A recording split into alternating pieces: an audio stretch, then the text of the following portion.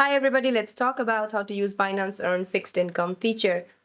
So to use the fixed income feature on the Binance app, what you have to do is open your Binance mobile app and make sure that you're using Binance Pro mode.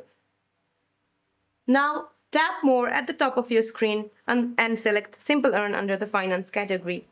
You can also use the search bar or scroll through the list to find the cryptocurrency you want to lock. Make sure you switch the tab to locked rather than flexible.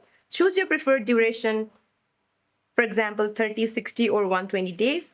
Fixed or locked products usually offer higher APY rewards in exchange for locking your assets for a set period. Now tap subscribe next to your chosen term. And then enter the amount you wish to lock. You can choose to fund this from your spot or funding wallet. Now read the terms and agreements, then tap confirm to lock your tokens. So that's it for this video, guys. I hope this video is helpful. See you in my next one.